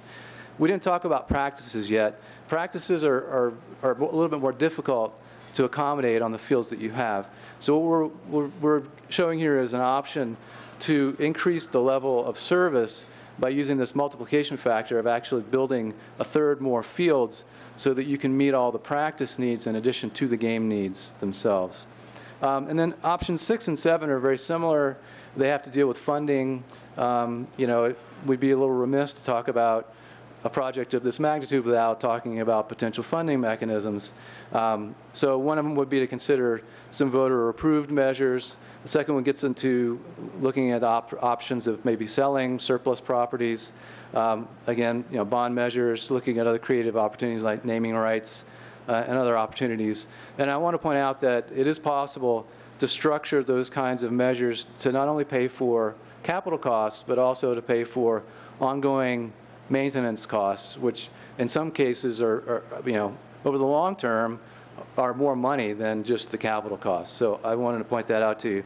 So with that, what a great opportunity to talk about sports fields, to talk about Chandler Heights Basin. Hopefully I've shown you how we determine the needs. And so if you have any questions, I'd be happy to entertain them. Thank you very much. Thank you. And yes, that item number 1, it's always nice to check off things, so check. Done. Questions or comments from the council? Councilmember Peterson. Since we're multiplying by 1.6 to get additional space for more of a general park space, is this intended to address all of our parks' needs towards build out, or what is that 0.6 going to do for us? That number is so that, whenever we're doing a plan like this, we're not doing physical planning on a parcel of land, but we want to make sure that you budget the right size parcel to meet not just the field needs themselves, but also any other park amenity that you might want to put into a park. I guess I could use the example of it's kind of like when you go to buy a car, you don't just get a car, you get a lot of options in the car. You get a sound system, you get all kind of other things. So I think it'd be a little ill-served to just build sports fields, restrooms, concessions, and parking. We could be kind of a boring park. So that's why we use that factor of 1.6 so that you can budget in the grand scheme of things a park that you could have other amenities in besides just sports fields. Does that make sense? It does very much. I just, I'm curious about that question because we're talking about selling off a lot of other land that was not necessarily intended just for fields. It was intended for other park needs. So I'm just trying to make sure that we're planning on meeting those other kinds of park needs at the same time. Just looking for clarity on that. So. Thank you. And then I had a couple more questions, Mayor, if it's okay. Please. I noticed that there's a lot of assumptions going forward here, and there has to be, because again, we're projecting in the future. And one of the things I also noticed, and I did the math, and I mentioned to you that I checked your math, and it's pretty good math. So, not that I'm the be-all, end-all of that question, but I do appreciate that. And one of the things I noticed was 41% of the current need, as far as if you do the math on park acreage, 41% of the acreage is being provided by schools. And I also noticed that the plan anticipates the coming need being 100% provided by the town. And so I guess my hesitation with the needs assessment, it may not be fair to think that 41%, as it's been done currently in the past, will continue forward. The nature of schools is changing. There's a lot of variables, and so maybe that's too high. But I also think it's too low to say 0% of the future need will be filled by schools. And so I just want to put that hesitation out there that before I adopt or, I approve, I would like to add some direction to come back with some kind of an analysis on what we think is likely for any future schools or existing schools that maybe aren't leasing out property yet because it's not fully developed or they just haven't gotten to that point, what that percentage is, because it's going to be more than 0, and that's my hesitation with the report in that regard. So is that a possibility, is that we can add that kind of an analysis You know, and I don't know if we need to continue the item and bring that back as part of the item or just direct it to come back as a supplement. How would we approach something like that? Thank you, Mayor Lewis. Councilmember Peterson. I would suggest that we plan to do this, just to look at this every 2 and 3 years, just to update the current mix between the school district and the fields we're offering. So that is already something we intend to do. That would really help a lot because, again, we are having to assume a lot of things. I think it's something we should update. Different sports may become popular. That may shift the need or demand for certain field types. Who knows what happens, you know? So I appreciate that. And if we can include that, or I would probably want to formally request it, but I appreciate that you're planning on doing it. Thank you. Any other questions from the council? Vice Mayor Ray? On the same line as Councilman Peterson's comments, there are currently a number of schools that aren't being utilized at all by the town, and there may be great reason for that. But are we continually looking at all the schools that are out there and potential partnerships that the town and the school districts can join in together to better benefit the community? Mayor Lewis and Vice Mayor Ray, yes, the Parks Master Plan did outline some recommendations to continuously look at the school district and other partners such as HOAs and charter schools. So we are looking at those types of things now that we know what the anticipated gap might be. Again, it's a planning tool to help direct us to be able to look at those opportunities. Councilmember Daniels? I like that we're actually looking at schools, because a few years ago we didn't. We just looked at specific town parks. There's always HOA parks as well, but the trouble that we run into with both HOA and school parks is that if their model changes, or if their liability increases, or if they're doing maintenance, that burden just gets shifted back to the town. So while, yes, it's definitely an asset in the community, we do need to be prepared for I guess, an alternate route. I also know that some of the turf fields in town that are owned by schools are over $1,000 a day to rent. And that becomes cost prohibitive for a kids sports league or others. If we do look at converting any of our current fields to turf, if we overseeded now, I could see how maybe that cost would break out, but I would want to see some long-term cost analysis when it comes to that, because in the heat of the summer, we're still watering that grass to keep, I mean, even the turf, you're going to be watering it down to keep it cool enough for kids to play on. So while I love the idea, there's different maintenance requirements. Converting fields at Freestone, where you have transitions between different types of fields, I would have concerns when our kids' sports teams have rented out Campo and others that have turf fields. There's no gum, there's no water, and there's nothing but water. There's a whole lot of criteria, and if those fields aren't gated, we could see some maintenance issues. So just things to keep in mind as we process some of those ideas. Thank you. Councilmember Taylor? Mayor, thank you. I have a question and then maybe a couple of comments to share with the council here. So, Rod, on number 5 with the 1.3 multiple there, I know we've talked about that in terms of building extra fields so there's rotation, so the turf can be sustained. And then that item there talks about increased availability of practice fields. Originally we really calculated the math towards just games, not necessarily practices. So I'm happy to see that. I like that. I think that's good strategy for the turf maintenance. But how much are we? I'd like you to comment a little bit more about practice. When we add more fields, we're going to add more teams and more participants, and that means more practice. I mean, they got to practice somewhere. There's only so many HOAs, and maybe that's sufficient. But can you comment about how much this will actually accommodate the practice needs, and then what other, if it's only half, where's the other half of the teams going to be practicing?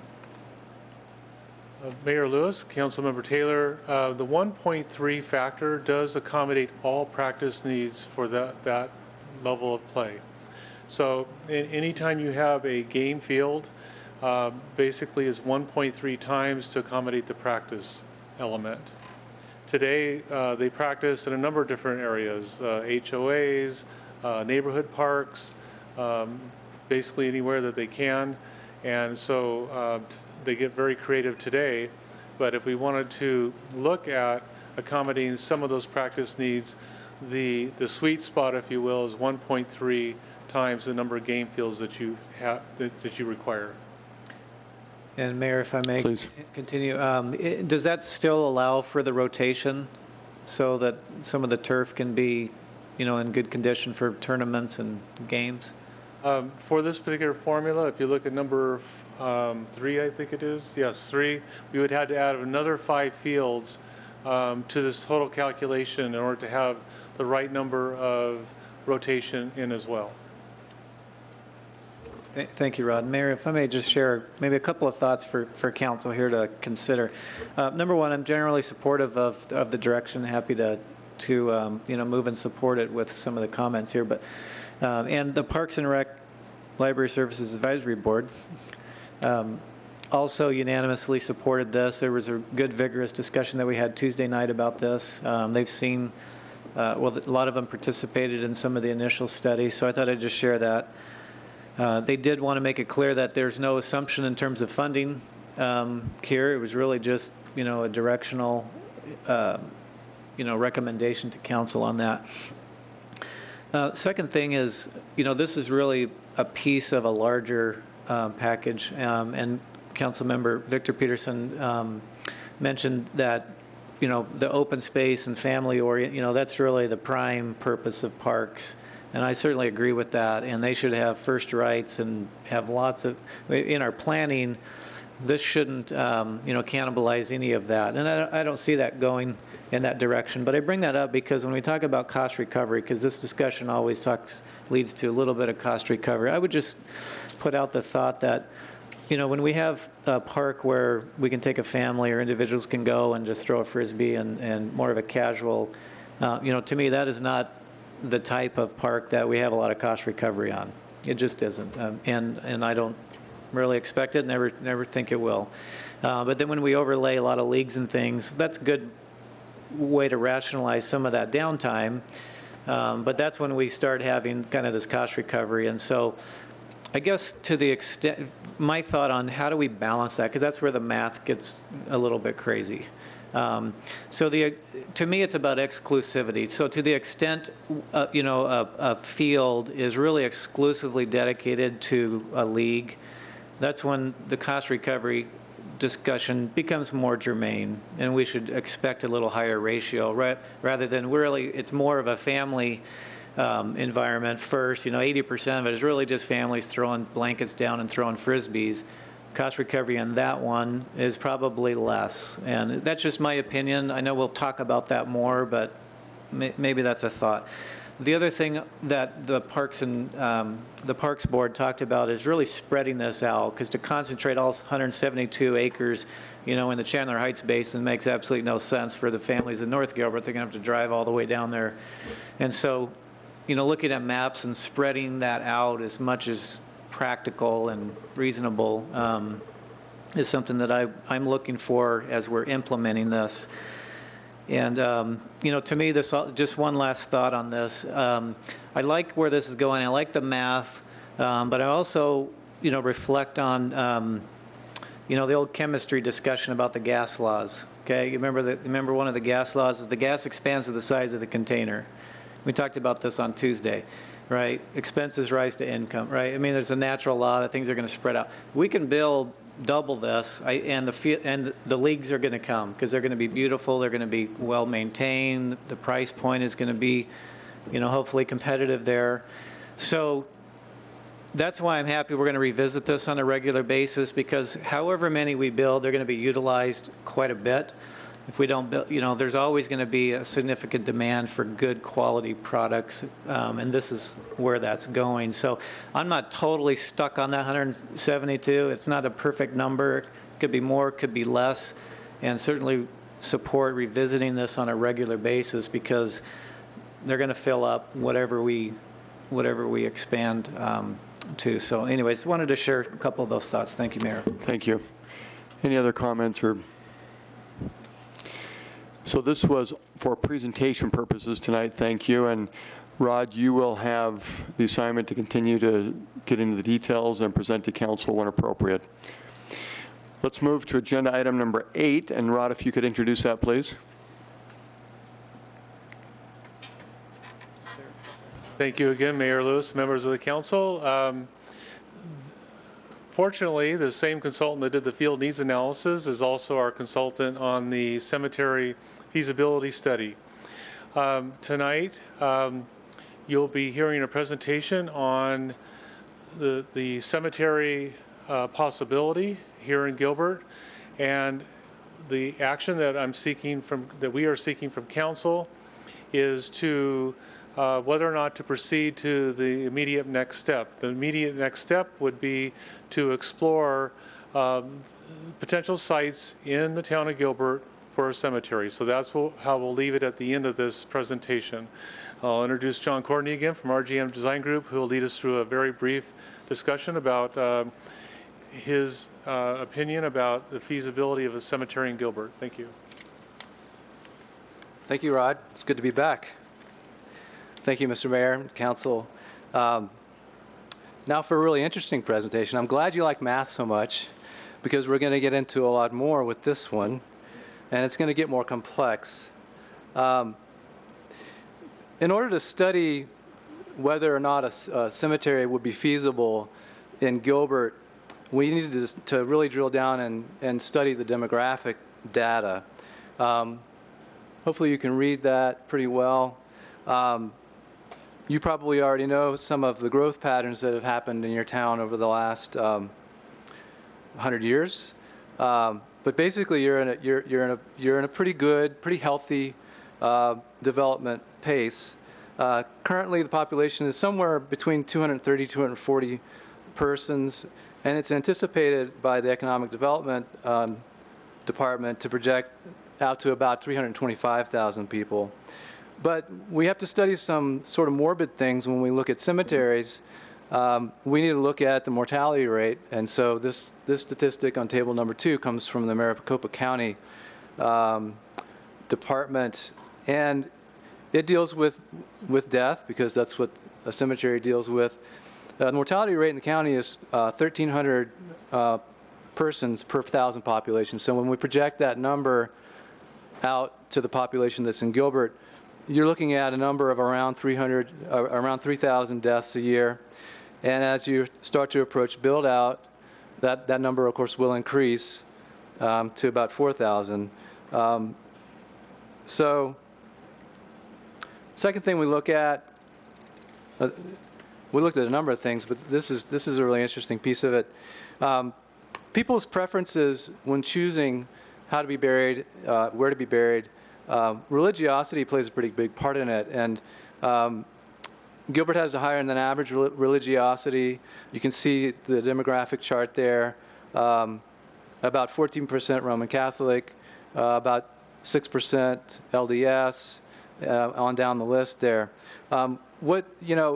It's different for every religion, how they deal with death and how, the choices that they make. For instance, the Catholic Church about 25 years ago came out and in support of cremation. As before that point, cremation was frowned upon by the Catholic Church. Now it's okay. But taking home ashes for a Catholic is very frowned upon. The idea is that you bury them or you leave them in the cemetery. So that works into calculating the demand for services. With the degree of religiosity, it actually is a benefit for this study because it has a positive impact on what we call the capture rate, so to speak. So when we're measuring burial preferences, We also looked at the household income. This is a little old, so it's 2012 values, so it's a little higher than this. But Gilbert, has higher than all the rest of the communities in the greater Phoenix area of income. That speaks to a higher ability to pay, which speaks to a desire to have a local choice for a cemetery rather than having to go outside of town. Also, burial preferences in the Phoenix area. You have a very high cremation rate in the state of Arizona and in the Phoenix area. So it's actually is more around 75%. But for the purposes of this study, because some people do take home ashes, we're using a ratio of 60% would be people would be choosing cremated remains, and then 40% would be choosing to be fully full body interment. That has an impact on the size requirement. You can bury ashes at a much higher density, so to speak, if you're thinking of land use here. A body, it's just the reality of it. A body takes up more space than the cremated remains ashes. So you'll see in the next couple of slides the impact of that. We also studied the general greater area and where would you go if you wanted to be, if your family had a need to bury a loved one. There is no cemetery within the town limits of Gilbert. The nearest ones are to the north, just beyond the town borders in Mesa. There's a Catholic cemetery called Queen of Heaven. You might have seen it driving around. To the south and west is the Valley of the Sun. That's a private mortuary and cemetery. And then to the southeast is Santan. That's a new cemetery that was built on a farm. Then there's some public cemeteries in Mesa and Tempe, and then a couple of others farther out that would be, a half-hour to 45-minute drive. There is a national cemetery way up in Phoenix. It's probably about a 45-minute drive from here. And there are a few others that are outside of this map.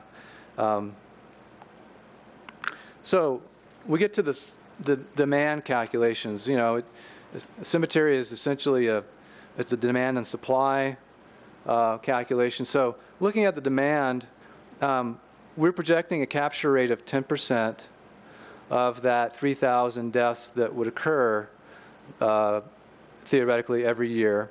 So that will be, and we have to base this on assumptions. So that's essentially 300 per year for the first few years, and then as population increases, we actually would increase the math on this capture rate to 12%, because by that time it's an established cemetery. More people will be choosing to be interred locally, and so the rate would be at around 514 per year. And we're building this scenario for you on a 200-year cycle. Cemetery planning, by its very nature, is a very long-term endeavor. It's for eternity, essentially. But we want to break it down to chunks that you can understand, we can do the math on. So we look at a 200-year horizon. So we would anticipate a total of 101,000 burials in this theoretical cemetery over the next 200 years based on the mortality rate in your community. So when we divide that 101,000 by 40% of ground burials and 60% of cremations, and we project it out along the line of that chart, the whole purpose of this is to find out what size of property you would need to set aside to accommodate the needs for burying your loved ones who pass away here. So 29 acres would do it. Basically, that represents 2 acres worth of cremated remains and another 27 acres of full body burials. So you've got some options here. And I think what I've shown you is that there is a demand present for a cemetery. You currently don't have one. So what are your options? Whoops, sorry about that. You could do nothing right now. Just wait and see what happens. That's always an option. You could create an RFP and go out to the community, the business community, and create a public-private arrangement whereby you create a parcel of land, you long-term lease it, or you lease back on it. You can have the proponents, put forward all the improvements on it. You can structure that arrangement in many different ways. The third option would be the town could own and operate, develop, and be in the cemetery business. And on the right-hand side, you kind of see our assessment of what the relative benefits and givebacks would be. Basically, what's the return on the investment of each of these options? Would the town maintain control of it? It's a high possibility if you develop it yourself. It's also kind of a high possibility, or maybe it's medium, if you have someone else do it. It's low. You kind of lose a lot of control if you just offer a piece of land for sale and let the business community come and provide, basically make an offer to buy the land and provide a cemetery. So the risk factors are also important to consider. It's kind of a low risk factor if you do a lease arrangement, because it's not you're not putting out a lot of capital. In fact, you get a revenue on it, so there's a benefit to it. There's a moderate risk if you are operating it yourself, because you have the liability for it. You have to, you have employees who have to run it, and you know what that means. The risk factor is low if you're going to sell a piece of land and have somebody else run a cemetery. So what we wanted to do is show you some conceptual cost data